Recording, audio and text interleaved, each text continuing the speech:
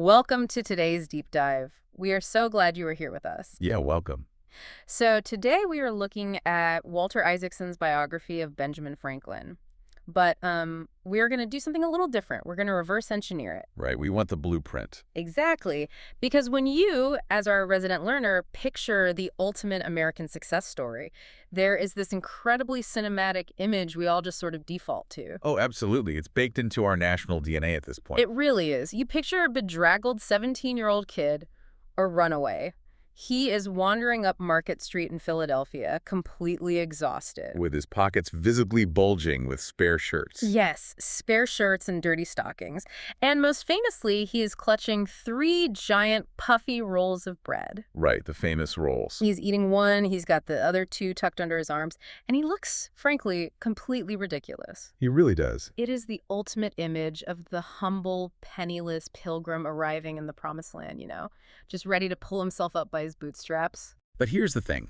When you actually plunge into the historical reality behind this moment from the source material, you discover a massive, highly calculated twist. A huge twist. That picturesque scene of the boy with the rolls. It was a total masterpiece of public relations. Right. We aren't reading the diary of some naive teenager. No, not at all. We are reading the highly stylized autobiography of a 65-year-old Benjamin Franklin.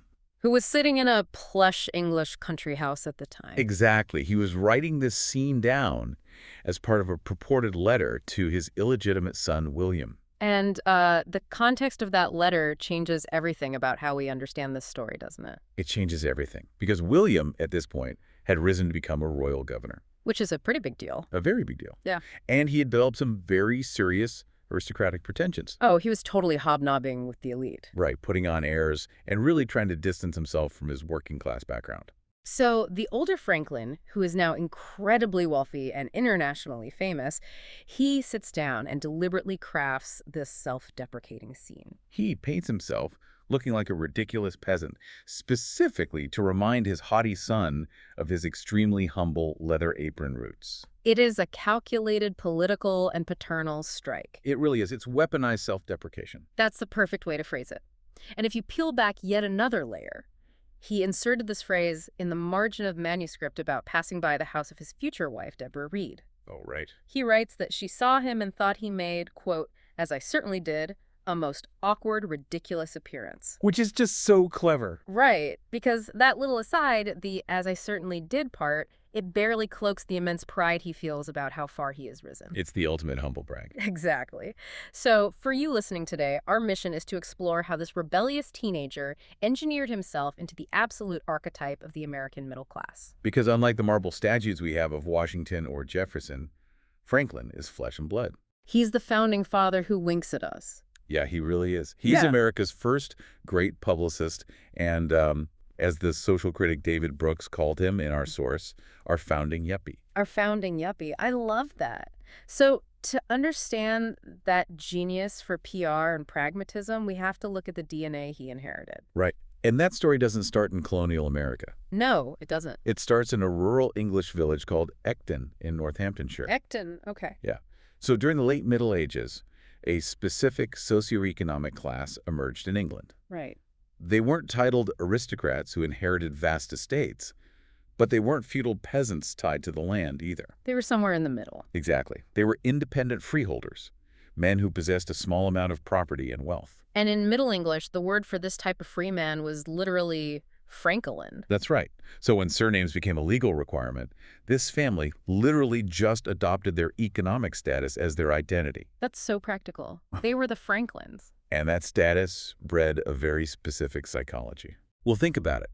When you are a peasant, you are subject to the whims of the Lord. When you are an aristocrat, you are subject to the deadly politics of the court. But when you're a free man... Right, when you were a free man, a blacksmith, or a tinkerer, which the early Franklins were, you rely entirely on your own skills. Your own hands. Exactly. Your own practical ingenuity to survive. You view the world mechanically. You see problems not as, like, divine mysteries, but as things to be fixed. Which perfectly sets up this wild story from the source about Benjamin's great-great-grandfather, Thomas Franklin. Oh, the stools story. Yes, this was back in the 1550s. Right, during the reign of Queen Mary the NF. And she was violently trying to reestablish the Roman Catholic Church in England. She was literally burning Protestant heretics at the stake. It was a very dangerous time. Extremely. Possessing an English translation of the Bible was practically a death sentence. The authorities had these religious police called apparitors who would ride through villages hunting for contraband theology. And Thomas Franklin was a staunch Protestant. He was. He wanted to read his English Bible.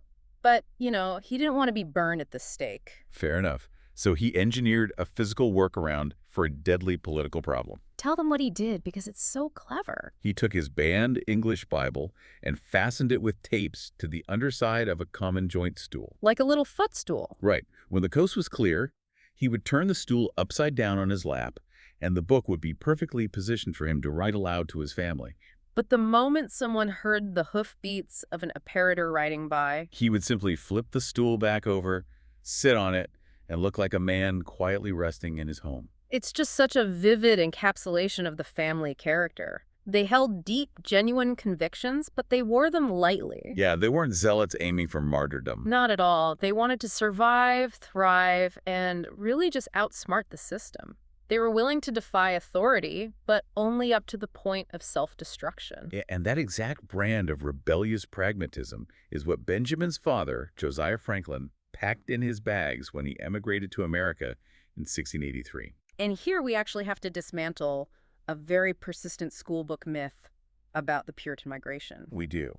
We're often taught that the Puritans crossed the ocean purely on a romantic, spiritual quest for religious freedom. Right, the whole Pilgrim story. But for men like Josiah, it was just as much an economic errand. He was a silk dyer by trade. He wanted a better market. Wait, okay, let's think about this.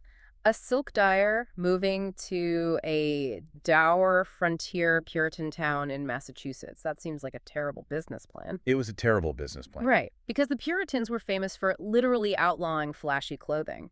How does a guy who colors silk make a living among people wearing wool and black broadcloth? Well, he doesn't. And that's exactly the point. When Josiah arrived and realized the market demand for brightly dyed silks was practically zero, he didn't despair. He didn't stubbornly stick to his trade. No, he pivoted.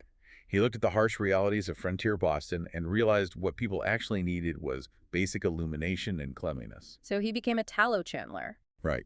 He spent his days boiling rancid animal fat to make soap and candles. Which sounds awful. It was physically repulsive, smelly, unglamorous work. But it paid the bills, and it allowed him to build a substantial life. He eventually married twice and had 17 children. 17 children. That is wild. And Benjamin was the youngest son of the youngest son for 5 generations. Which is significant. Very. Because in the 17th century, being the youngest son usually meant you inherited absolutely nothing. Right. The eldest got the estate, the youngest got a pat on the back, and was told to go figure it out. Exactly. But going back to Josiah's pivot to boiling fat, how did the Puritans square this relentless pursuit of commerce with their intense spirituality? It's a great question. Because we usually associate holy living with poverty, right? Like monks taking vows of destitution. Yeah, but that is what the literary historian Perry Miller termed the paradox of Puritan materialism and immateriality. Okay, unpack that for us. So the Puritans fundamentally rejected the medieval Catholic idea that holiness required withdrawing from the world into a monastery. They didn't want you hiding away. Right. They believed in the concept of a calling. Whatever your legitimate business was, whether preaching or making soap, doing it diligently and profitably was a way to glorify God. Wow. They believed God would actively smile upon and reward those who worked hard in their earthly vocations. It's essentially the theological origin story of modern hustle culture. It really is. Financial success wasn't a sin. It was empirical evidence of spiritual salvation. If your business was booming, it meant God approved of your industriousness. And young Ben absorbed this mindset entirely. He absolutely did. He was a kid constantly looking at his environment and trying to optimize it. You see this perfectly in the famous anecdotes of his childhood along the Charles River. Oh, the building of the wharf. Right, he was the natural ringleader of his peer group. In one instance, the boys were fishing in a salt marsh, and they were trampling the edge into a muddy quagmire. Which is just annoying. Exactly. And young Ben didn't just complain about the mud. He looked around, saw a pile of heavy stones intended for a new house being built nearby. Uh-oh. Yeah, and he organized the boys to practically steal the materials. He turned them into a little construction crew. He did. They worked like ants late into the evening to construct a solid, functional little wharf. And he gets caught, of course. Naturally. And his father reprimands him, telling him that nothing is truly useful if it isn't honest. But Ben writes about it later in his autobiography with unmistakable pride. Oh, he's totally bragging about it. Because it wasn't just childish vandalism, it was his first foray into organizing public works. He saw an infrastructural problem and mobilized a workforce to solve it. And he applied that exact same engineering mindset to his own body. The swimming paddles. Yes. He loved swimming, but he was incredibly frustrated by the biological limitations of the human form. Right, our hands just aren't big enough. He realized his hands and feet simply couldn't displace enough water to propel him at the speed he desired. So he invented swimming paddles. As a kid. As a kid, he carved 2 oval pallets out of wood, put holes in them for his thumbs, and used them to increase the surface area of his hands. He even designed a kind of flipper sandal for his feet. It's so clever. He also figured out how to use a kite to pull himself across a pond. That story is amazing. He would float on his back, hold the string, and let the wind drag him across the water so he wouldn't get tired. It's brilliant. What kid looks at a pond and intuitively grasps fluid dynamics and wind propulsion? A very rare kind of kid. He viewed the natural limits of the world as mere engineering challenges to be overcome. And Josiah clearly recognized this immense intellect. He did. In an era where formal education was a rare luxury, Josiah decided to send Ben to the prestigious Boston Latin School. And the plan there was to put him on the track to attend Harvard. Right, and eventually become a Puritan minister. Which is wild to think about. Benjamin Franklin, Puritan minister. It's hard to picture. But he excelled immediately. In his first year, he rose from the middle of the class to the very top and skipped a grade. But then, abruptly, Josiah pulled him out. He did. He canceled the Harvard plan, brought him home, and put him to work cutting wicks and boiling fat in a candle shop. And the reason he gave was that the family couldn't afford the college expense. Right, that was the official excuse. Now, look at the counterfactual here. If Josiah hadn't pulled him out, we might be looking at a founding father with a Harvard pedigree. True. Didn't yanking him out of the premier educational pipeline of the colonies permanently stunt his intellectual development? It's tempting to think so, but the reality of 18th century Harvard suggests the exact opposite. Really? Yeah, getting pulled from that track likely preserved Franklin's eclectic, intuitive genius.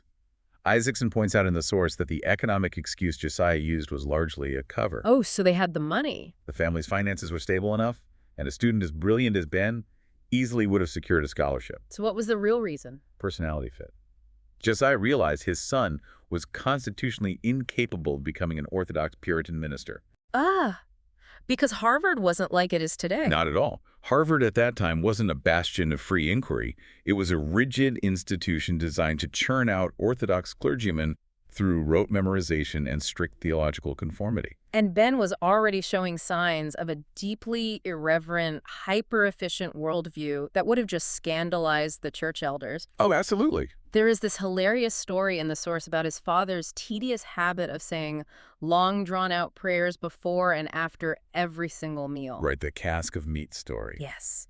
One day, young Ben is watching Josiah salt the massive winter's provision of meat in a cask. Just a huge barrel of meat. And Ben looks at his father and casually suggests that if he were to just say grace over the entire cask of meat right then and there, once for all, It would be a vast saving of time for the rest of the year. I mean, the sheer audacity of a kid saying that. A boy who tries to batch process religious sacraments for the sake of time management is never going to survive a career in the Puritan clergy. Never. So instead of Harvard at age 12, Ben is legally bound as an apprentice to his older brother James. Right, and James had just returned from England with a printing press and set up a shop in Boston. Now, James was a tough, demanding master, but he was also a radical in his own right. He was. He launched the New England Courant, which was the first fiercely independent newspaper in the colonies. Which was a big deal because most papers at the time were published by authority, right? Exactly, meaning they were essentially government newsletters cleared by the local magistrates. But James's paper actively mocked the Puritan establishment, specifically targeting the incredibly powerful Mather family. And this loud, rebellious print shop became Ben's real university. He didn't have professors. He had a printing press and a stack of books. And he devoured them. John Bunyan, Plutarch, Cotton Mather, Daniel Defoe, and Addison and Steele's famous The Spectator essays. And look at the mechanics of how he taught himself to write from these books. He didn't just read The Spectator, he reverse engineered it. He did. It's an incredible exercise.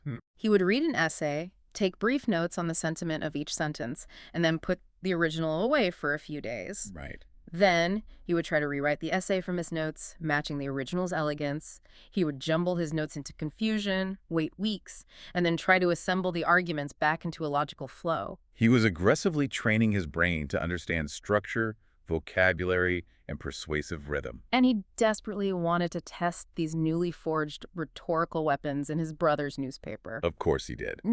But he knew James, who was already resentful of his younger brother's obvious brilliance, would never publish a piece written by his 16-year-old apprentice. Sibling rivalry at its finest. Exactly. So Ben orchestrates his first great deception.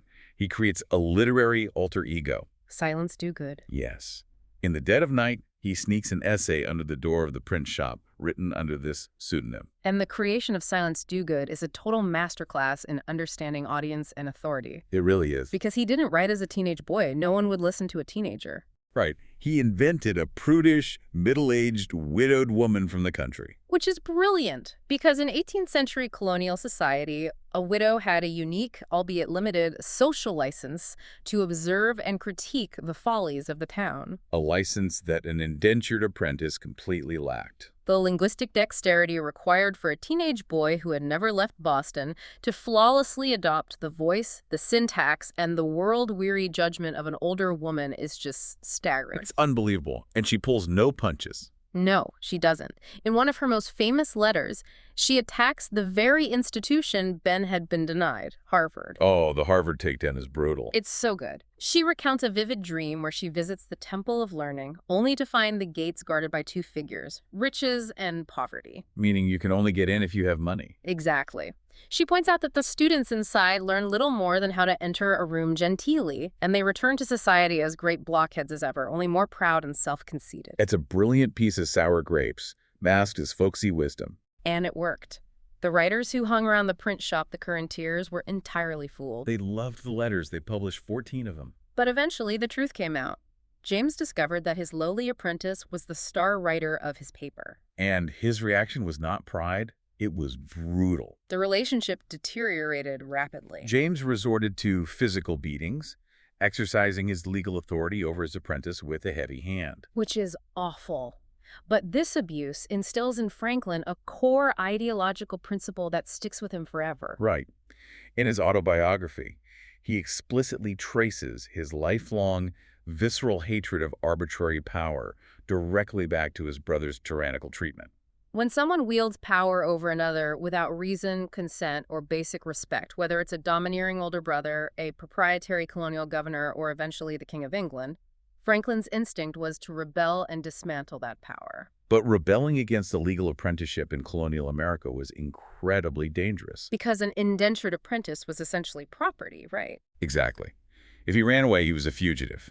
He could be arrested, imprisoned, and forcibly returned, with his term of service extended as punishment. He couldn't just walk out the front door? No. So he engineers a covert escape. He secretly sells some of his prized books to raise cash. A friend helps him secure passage on a sloop heading to New York. But they need a cover story for why a teenage boy is sneaking out of town without his master's permission. Right.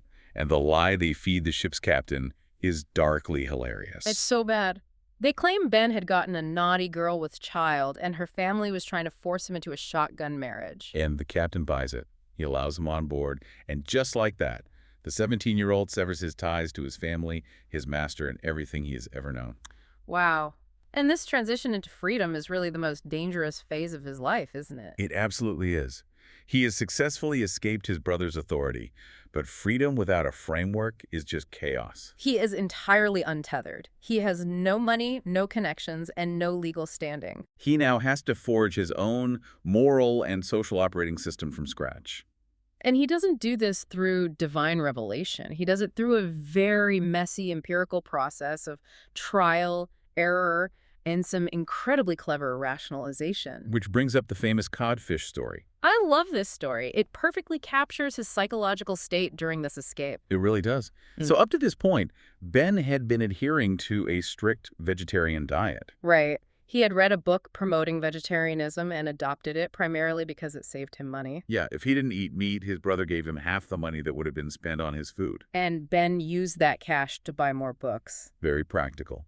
But now, he's on this boat, fleeing Boston. The ship gets becalmed off Block Island, and the sailors start catching huge amounts of fresh cod and frying it up on the deck. And you have to put yourself in his shoes. He is a terrified, exhausted teenager. He is starving. The smell of hot frying fish is wafting over the ship. And his strict abstract principles are suddenly colliding head-on with his biological appetite. He's agonizing over it, trying to hold the line. But then he watches the sailors gutting the cod, and he notices that the stomachs of the large cod are filled with smaller fish. And suddenly, the mental gears shift. He says to himself, "If you eat one another, I don't see why we may not eat you." And with that single thought, he abandons his vegetarianism and eats the cod very heartily. It's a funny anecdote, but Franklin elevates it by diagnosing the exact cognitive bias at play. Right. He recognizes that he didn't actually make a logical deduction. He experienced motivated reasoning. He writes this devastatingly accurate observation. So convenient a thing it is to be a reasonable creature, since it enables one to find or make a reason for everything one has a mind to do. For everything one has a mind to do, it's brilliant. He is acknowledging that the human brain isn't naturally wired to seek objective truth. It's wired to manufacture justifications for what our desires have already decided we want. Exactly. It is the ultimate critique of the Enlightenment from one of his greatest champions. Reason is a tool, but it's often a tool used by the appetites. And he needed that self-awareness because his early days in Philadelphia were chaotic. Oh, very chaotic. He arrives buying the famous puffy rolls and eventually secures a job with an eccentric, rather incompetent printer named Samuel Keimer. But Franklin's natural intellect and charisma soon catch the eye of the royal governor of Pennsylvania, Sir William Keith. Now, Governor Keith is a fascinating psychological study. He really is. He is an aristocratic colonial governor, but he actually has very little real power or personal wealth. So he trades in the only currency he has available, flattery and empty promises. Right. He strolls into Keimer's messy print shop, completely ignores the owner, and takes the teenage Franklin to a tavern for fancy Madeira wine. Which must have been mind-blowing for Ben. Oh, totally. Keith tells Ben that Keimer is a fool and that Ben should set up his own high-end print shop. And Keith promises to secure all the lucrative government printing contracts for him. He even convinces Ben to sail to London to buy the best printing presses and types, promising to send letters of credit to the ship to finance the entire expedition. For an 18-year-old kid who just a year earlier was an abused apprentice, this is intoxicating. A royal governor is treating him like a peer. So Franklin takes the bait. He does. He boards a ship for London, traveling with a charming but utterly irresponsible friend named James Ralph. But reality hits them the moment the ship docks in England on Christmas Eve in 1724. Franklin goes to the captain to collect the letters of credit from the governor's mailbag. Now, there's nothing.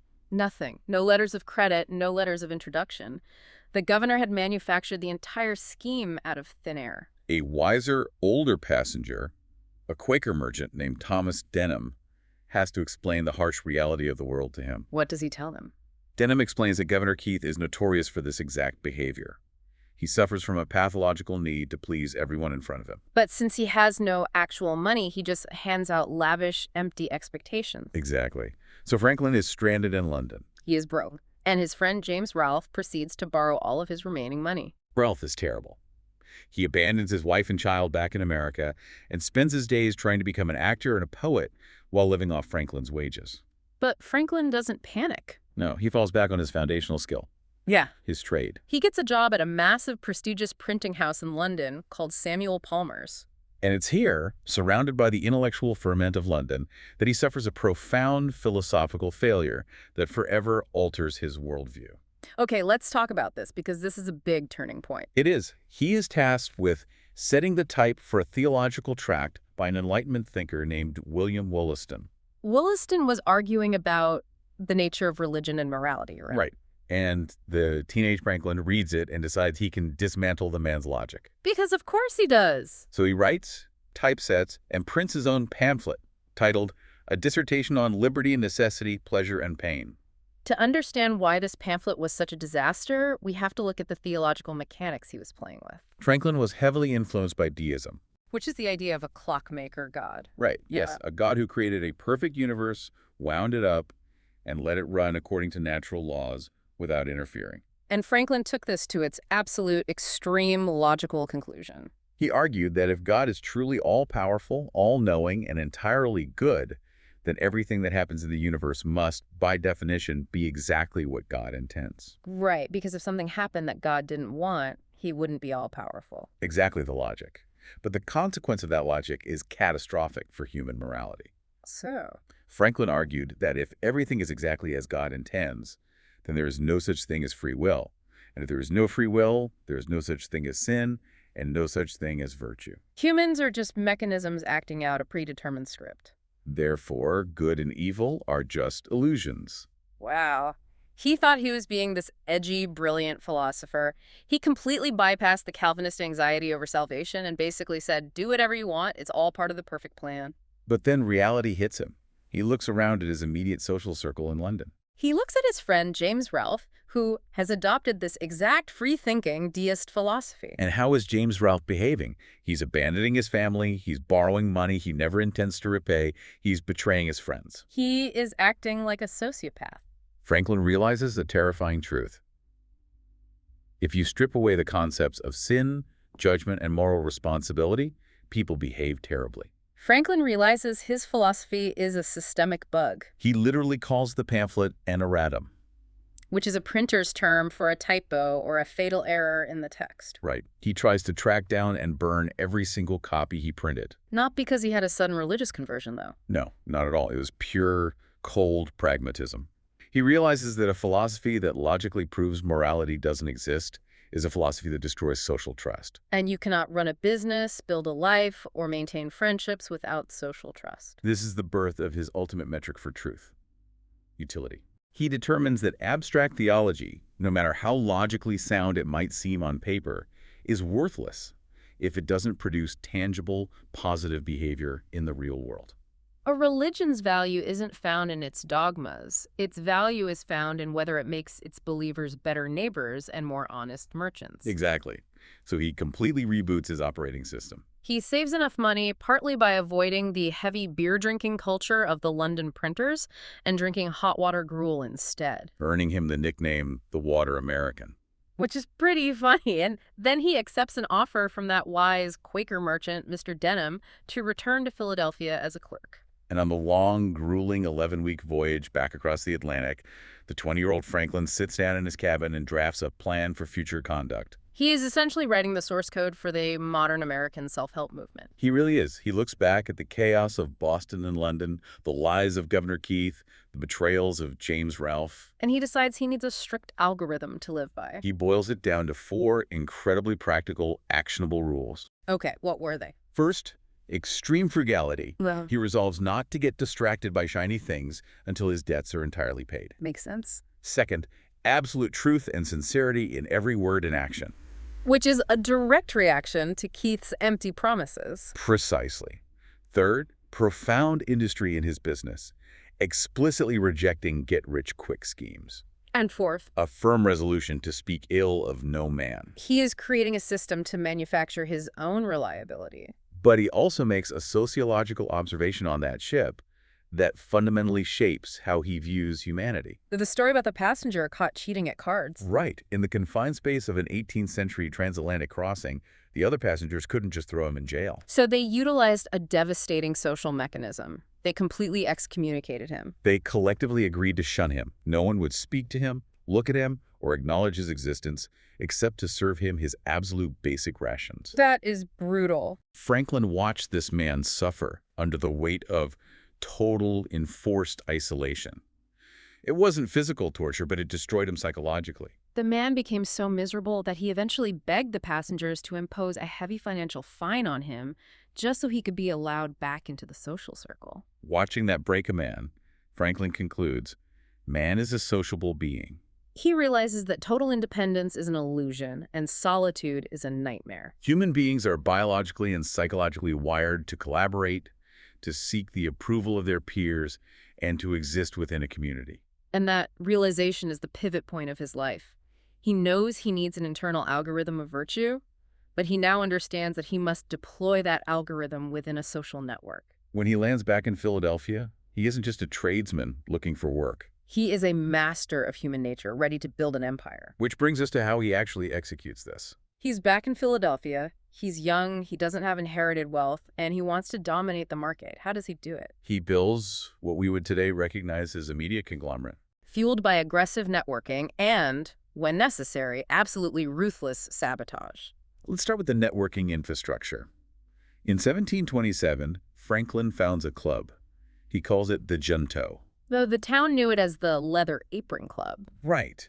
And if you examine the mechanics of the Junto, it is identical to a modern Silicon Valley startup incubator or a high-level B2B mastermind group. But what makes it revolutionary is who was invited. Exactly. This wasn't a gentleman's club for wealthy merchants in powdered wigs, sipping port and discussing poetry. It was exclusively for ambitious tradesmen, printers, glaziers, clerks, shoemakers, the guys who wore leather aprons. It was an engine for upward mobility. Yeah. They met every Friday evening, and the meetings were highly structured. Franklin didn't want them just drinking and complaining. No, he wanted actionable intelligence.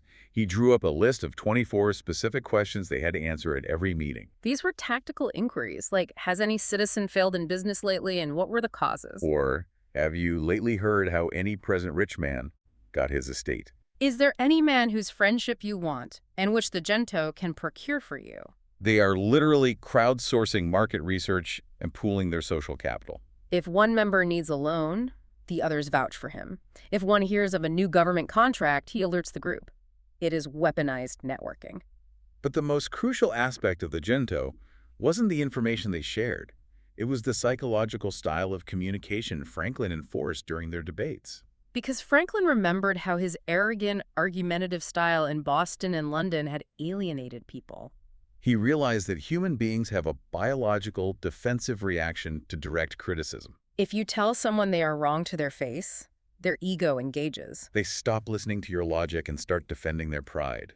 You lose the argument the moment you make it a contest of dominance. So he bans direct contradiction within the Gento? You weren't allowed to say you're wrong or that's absurd. Instead, he trained the members in a technique we call Socratic indirection. It's almost like linguistic judo. It is. You feign naive curiosity. If someone proposes a bad idea, you don't attack it. You say something like, that's a fascinating perspective. I hadn't considered that. I'm struggling, however, to understand how the specific detail fits into your model.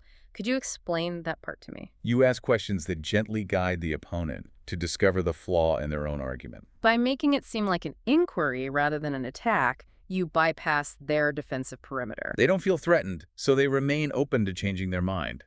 And often, they walk away believing the new conclusion was their own idea. Franklin used this disarming, agreeable persona to manipulate incredibly powerful people throughout his entire life without them ever realizing they were being steered. It is the ultimate how to win friends and influence people strategy, deployed centuries before Dale Carnegie. And the Gento network pays off immediately. When Franklin finally scrapes together enough credit to open his own printing shop with a partner, it is a Gento member who manipulates the local assembly to give them their first major government printing contract. But Franklin isn't satisfied just printing government forms. He understands that real power requires controlling the flow of public information. He needs to own a newspaper. The problem was, his old boss, the eccentric Samuel Keimer, caught wind of Franklin's ambition. Uh-oh. Keimer rushed to launch his own newspaper first, trying to corner the market. And he gave it a hilariously unreadable title. What was it? The Universal Instructor in All Arts and Sciences and Pennsylvania Gazette. That just rolls right off the tongue. Right. Franklin didn't have the capital to launch a third paper to compete. So he decided he had to financially destroy Keimer's paper first. And his method of sabotage is brilliant because he uses Keimer's own lack of editorial judgment against him. Keimer didn't know how to generate original news, so he was padding his paper by simply reprinting an entire British encyclopedia, starting at the letter A. Eventually, he innocently prints an entry outlining the physiological details of abortion. And Franklin sees his opening. He writes a series of fake letters to the rival paper in town, Andrew Bradford's Mercury. Franklin revives his talent for adopting female pseudonyms. He writes letters under names like Martha Careful and Celia Shortface. He pretends to be outraged, pearl-clutching local women deeply offended by Keimer's vulgarity. Martha Careful threatens that if Keimer continues to expose the secrets of their sex to the public, the women of Philadelphia will run the hazard of taking him by the beard in the next place we meet him. He completely manufactures a culture war. He creates an artificial scandal just to humiliate his competitor and drive readers away from Keimer's paper and toward the Mercury, where Franklin is pulling the strings. He follows this up with a wildly popular gossip column called The Busybody, where he relentlessly mocks Keimer's incompetence. Keimer tries to defend himself by printing terrible defensive poetry, which only makes him look more ridiculous. Keimer eventually goes bankrupt, flees his creditors to Barbados, and Franklin swoops in and buys the failing newspaper for pennies. And the first thing he does is chop off the absurd encyclopedia from the title, rebranding it simply as the Pennsylvania Gazette. Once he is the sole editor, we see his true genius for media sociology. He didn't just want to print dry European dispatches or high-minded political theory. He understood the fundamental mechanics of human attention. Long before modern tabloids, Franklin knew that sex, crime, humor, and outrage are what actually sell subscriptions. The 1730s Gazette reads like a modern sensationalist website. He prints stories about amorous constables climbing into the wrong bedroom windows at night. He runs a story about a man trying to cut off his cheating neighbor's head, failing, but wounding him severely, and Franklin adds a smirking editorial pun about castration at the end. He covers trials of sex-starved wives demanding divorces because their husbands couldn't perform. It's all very Jerry Springer, but he also justified this sensationalism philosophically. He created another brilliant female persona named Alice Addertongue. Alice Addertongue, he is so good at names. Alice writes a letter to the editor defending the social utility of gossip and backbiting. Her argument is that human beings are fundamentally flawed, and many people only act virtuously because they are terrified of public humiliation. Therefore, a robust whisper network and a newspaper willing to print scandals acts as a moral enforcement mechanism. The fear of gossip keeps the corrupt politicians in check and ensures the good behavior of the citizenry. It's an incredibly cynical yet highly practical view of sociology. But printing all this controversial material inevitably angered people. Readers would threaten to cancel their subscriptions because they were offended by an article. How does a printer defend his ethics when he's printing things that actively enrage his community? The source highlights his foundational essay, The Apology for Printers, which is basically the genesis of American press freedom. In The Apology, Franklin lays out a logical framework for the free press. He argues that a printer is a mechanic, not a moral endorser. If a printer only printed things they personally agreed with, the press would cease to be a public square and would just become an echo chamber for the printer's own mind. He argues that a healthy society must allow all sides of an argument to be aired publicly. And he summarizes this with a profound Enlightenment principle. When truth and error have fair play, the former is always an overmatch for the latter. It's a beautiful, soaring defense of free speech. But wait, the reality is far more nuanced. It always is with Franklin. Franklin was not a reckless free speech absolutist who would print literally anything for a buck. He drew a very strict line at malicious personal libel that served no broader public utility. And the story of how he enforced that line internally is one of the most revealing moments of his life. This is the famous two-penny loaf test. Right. A wealthy customer came into the shop and offered Franklin a substantial amount of money to print a highly scurrilous, defamatory piece attacking a specific individual in town. Franklin was a young tradesman. He desperately needed the money to pay off his printing press. He was tempted. But he wanted to ensure that his ethical principles were stronger than his economic anxiety. So he asks the man to leave the manuscript and return the next day. That evening, Franklin goes to the baker and buys a cheap two-penny loaf of bread. He goes to the public pump and gets a jug of water. He goes back to his shop, wraps himself in his heavy greatcoat, and sleeps on the hard, cold floor. He wakes up, has another piece of cheap bread and water for breakfast, and waits for the customer. When the man returns, Franklin hands the manuscript back and refuses the job. He tells the customer that he has proven to himself that he can survive perfectly well on bread, water, and the floor. Because he knows he can endure absolute poverty without dying, he doesn't need the customer's money enough to prostitute his press and compromise his integrity. It is an incredible demonstration of applied pragmatism. Yeah. He didn't just pray for moral strength, he physically conditioned his body and mind to be immune to financial bribery. By securing his baseline survival, he bought his absolute independence. Okay, so we see how Franklin operates in the public sphere. He has engineered his networking, mastered the psychology of the press, and secured his business ethics. But there is a glaring vulnerability in his life. To be a true, trusted pillar of the community, he realized he had to bring order to his chaotic personal life. He had to tame his hard-to-be-governed passions. And his approach to domestic life reveals the extreme lengths of his pragmatism.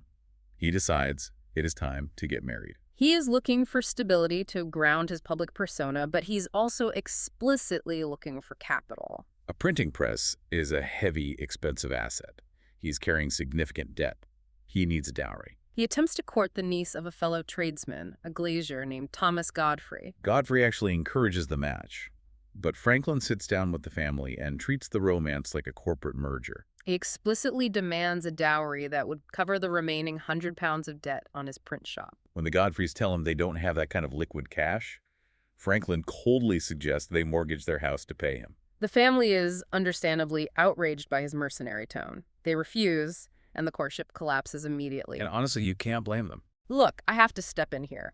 Asking a family to mortgage their home to buy their daughter a husband crosses the line from pragmatic to downright ruthless. It does. It treats a human being like a line item on a balance sheet. How do we square this calculating behavior with the image of the jovial, folksy founding father? You have to view it through the lens of 18th century colonial economics, not modern romantic ideals. For a tradesman in that era, marriage wasn't just an emotional union, it was a critical economic survival pact. A household was a factory. Exactly. If a tradesman married poorly, he went bankrupt. Franklin wasn't being malicious, he was applying the same cold utility to his personal life that he applied to his business. When the Godfrey deal fell through, he pivoted his attention back to a woman from his past, Deborah Reed. This is the same girl who had laughed at him when he walked up Market Street with the puffy rolls years earlier. They had actually courted before he left for London on Governor Keith's disastrous errand. They had exchanged promises, but once in London, Franklin essentially ghosted her, writing her only one letter in over a year. Which is terrible. And while he was gone, Deborah's life fell apart. Pressured by her family, she married a potter named John Rogers.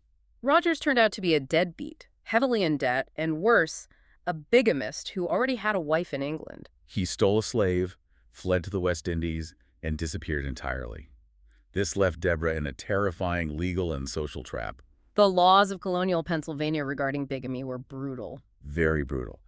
If Deborah remarried and Rogers suddenly returned, she could be convicted of bigamy, punished with 39 lashes, and sentenced to life in prison. She was socially ruined and legally paralyzed. So when Franklin returns and eventually decides to marry her, it is simultaneously a cold, practical arrangement and a profound act of protection. In 1730, they simply enter into a common law marriage. They just declare themselves husband and wife and start living together to bypass the legal risks. And their relationship redefines what a successful marriage looked like in that era. Franklin did not value flowery poetry or passionate romance.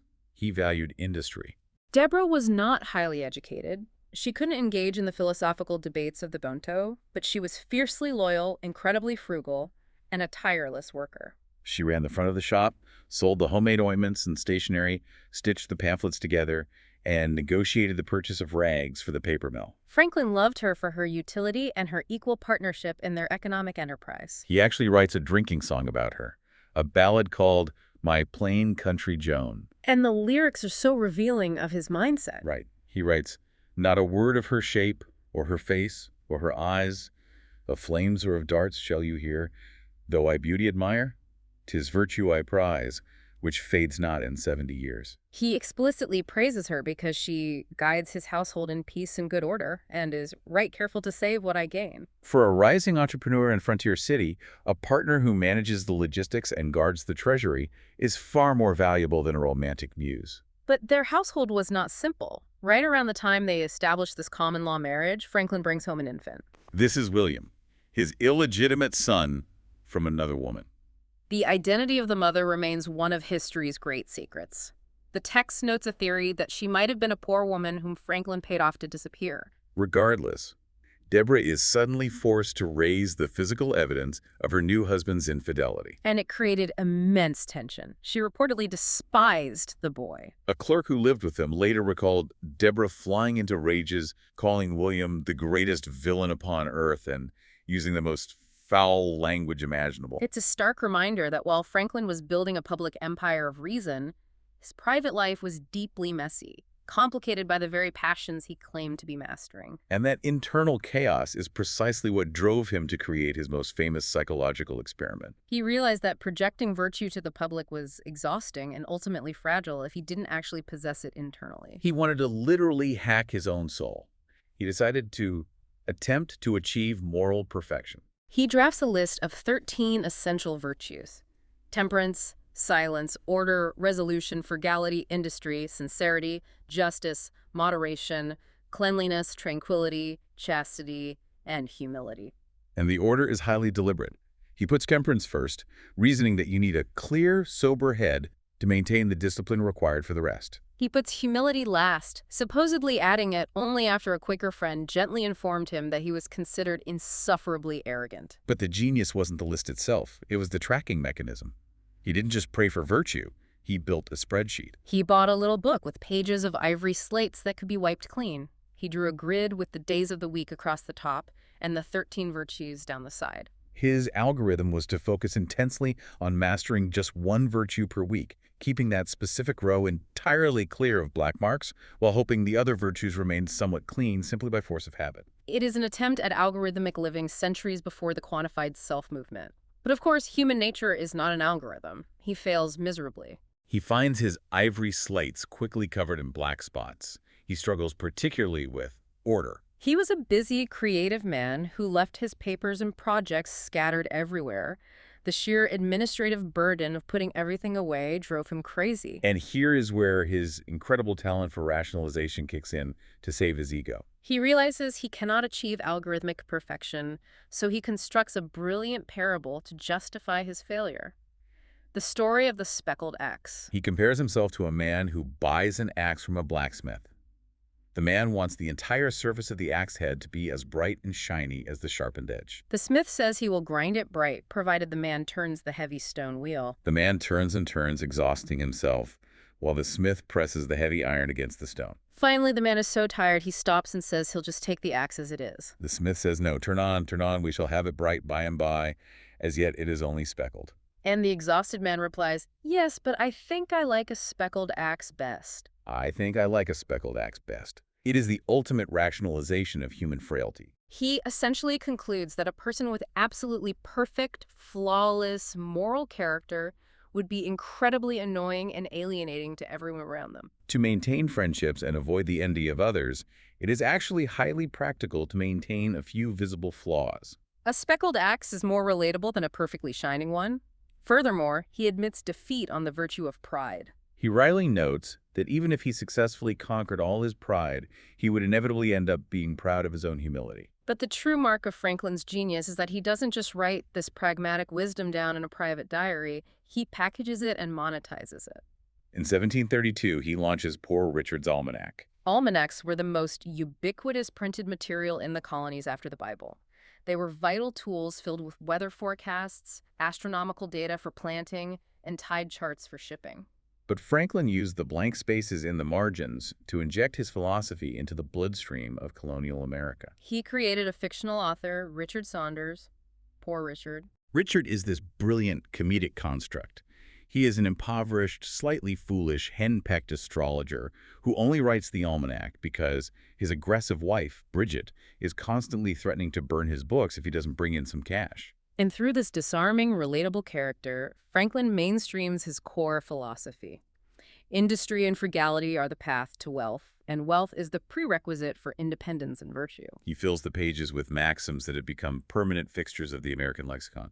Fish and visitors stink in 3 days. Little strokes fell great oaks. 3 may keep a secret if 2 of them are dead. Now, Isaacson points out that Franklin rarely invented these sayings from scratch. They were mostly old European proverbs or classical adages. But what Franklin possessed was an absolute genius for editing. He had an ear for rhythm and punchiness. He took heavy, archaic language, stripped it down, and gave it an American vernacular snap. He repackaged the wisdom of the ages into highly consumable viral content. And he promoted it with one of the greatest publicity stunts in publishing history. The leading rival almanac in the region was written by a man named Titan Leeds. To crush his competitor, Poor Richard uses his astrological charts to predict the exact day and time of Titan Leeds' impending death. It's a prank he stole directly from Jonathan Swift.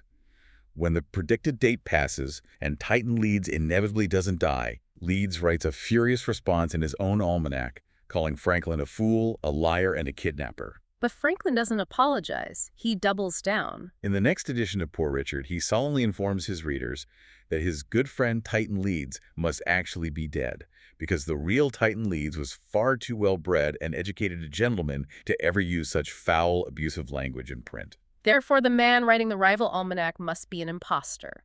He kept this trolling going for years, driving his sales through the roof. So if we look at the mechanics of what he has achieved by his 30s, he has built an internal operating system, he controls the dominant media platform, he has a stable economic household, and he's wealthy. But the source material shows a massive pivot here. He doesn't just retire to count his money. He realizes that individual virtue and wealth are insufficient if the environment around you is falling apart.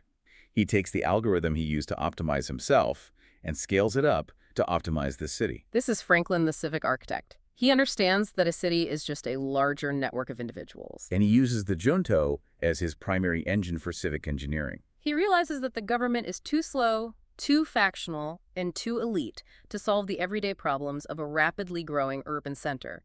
So he bypasses them entirely through voluntary association. He launches an astonishing array of institutions.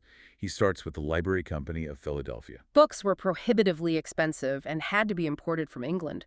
Franklin reasons, why should 50 men each buy the same 50 books? It's horribly inefficient. Let's pool our capital, buy a massive shared collection, and lend them out.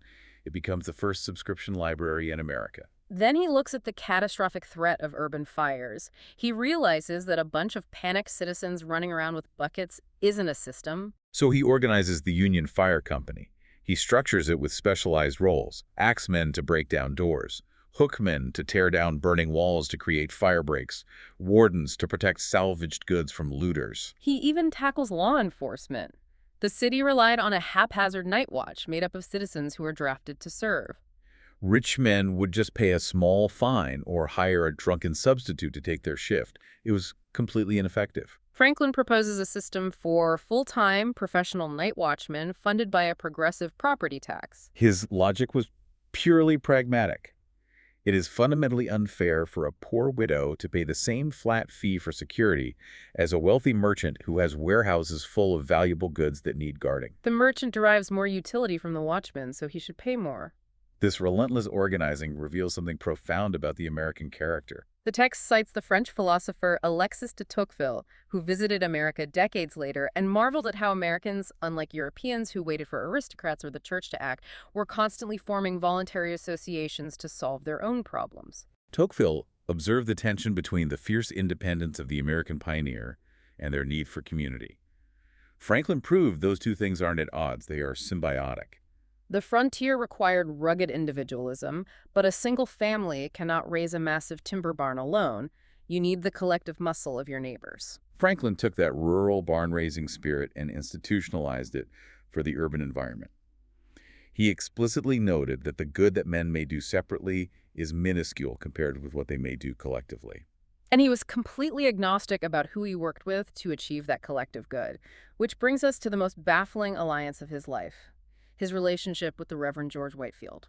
It is a stunning paradox. On one side, you have Benjamin Franklin, the ultimate rationalist, deist, Enlightenment thinker who despises religious dogma and believes human nature can be perfected through spreadsheets.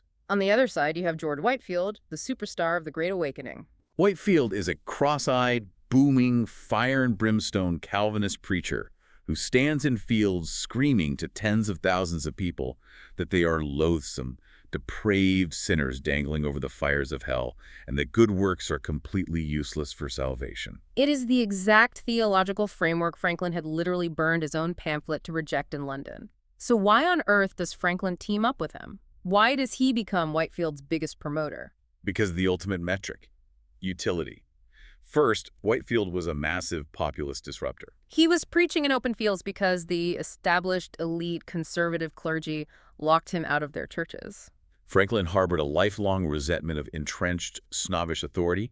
He loved seeing Whitefield bypass the elite gatekeepers and appeal directly to the masses. And second, Whitefield was using his massive revivals to raise a fortune to build an orphanage in Georgia. Exactly. Franklin didn't care if Whitefield thought he was going to hell. He cared that Whitefield was mobilizing capital to build infrastructure for destitute children. He judged the religion by its outputs, not its inputs. Was he doing good for society? Yes. Therefore, Franklin threw the full weight of his media empire behind him. The text tells this incredible story of Franklin's own susceptibility to Whitefield's rhetoric. Franklin goes to hear Whitefield preach outdoors, deeply skeptical and absolutely determined not to give a single penny to the collection. But Whitefield's oratory is like a force of nature. Franklin listens, and the defensive walls start coming down. He decides, okay, I'll give him the handful of copper coins in my pocket. Whitefield keeps preaching, painting this vivid picture of the orphans. Franklin thinks, all right, he can have the silver dollars too. By the time the sermon climaxes, Franklin is so moved he literally dumps the entire contents of his pocket, including his highly valuable gold pieces, into the collection plate. It speaks to Whitefield's immense charisma, but it also shows Franklin's willingness to be emotionally moved by someone who is effectively serving the public good. And of course, the pragmatist always secures the bag. Franklin locked down the exclusive rights to print Whitefield's sermons and journals. He mobilized his network of fellow printers across the colonies to distribute them. Whitefield's revivals made Franklin incredibly rich, and Franklin's printing press made Whitefield the most famous man in America. It was a perfectly synergistic, highly profitable alliance. Which culminates perfectly in the final, massive civic project detailed in our source, the creation of the Pennsylvania militia. This is where Franklin's civic organizing transcends local improvements and actually gives birth to a new political identity. During King George's War in the 1740s, French and Spanish privateers are sailing up the Delaware River. They are plundering plantations and threatening to sack Philadelphia itself. And the colonial government is completely, hopelessly paralyzed. The legislative assembly is controlled by wealthy Quakers. Their strict religious pacifism prevents them from voting to fund any military defense, buy cannons, or raise an army. Meanwhile, the executive branch is controlled by the proprietary faction, the Penn family in England, and their appointed governor. They refuse to fund a defense because they are locked in a bitter dispute with the assembly over whether their massive landholding should be taxed. So while the elites argue over theology and taxes, the frontier is burning. This system has failed, so Franklin steps entirely outside the system. He leverages his printing press and writes a blazing, terrifying pamphlet called Plain Truth. He bypasses the pacifist Quakers and bypasses the wealthy proprietors. He aims his argument directly at a completely new demographic, what he calls the middling people. The tradesmen, the shopkeepers, the farmers, the people who actually live there and had everything to lose. He uses a brilliant, visceral metaphor to explain their political power. He compares these ordinary citizens to separate filaments of flax. If you pull on a single piece of flax, it is incredibly weak and snaps instantly. But if you take those individual filaments and weave them together, they form a strong, unbreakable thread. Union would make us strong. He essentially invents the political identity of the American middle class. He calls for a voluntary, privately funded militia. Within days, 10,000 men across Pennsylvania sign up. They form companies, elect their own officers, and tax themselves to buy cannons. When the government failed to protect them, the letter apron class organized themselves and took control of their own destiny. And that moment is the synthesis of everything Franklin had learned. He took the Puritan work ethic, stripped away its rigid theology, and combined it with Enlightenment rationality. He proved the viability of his core belief that ordinary citizens, equipped with practical virtue and organized through voluntary networks, are entirely capable of governing themselves, protecting themselves, and improving their society without relying on the permission of kings, aristocrats, or established clergy. It is the architectural blueprint for the American citizen.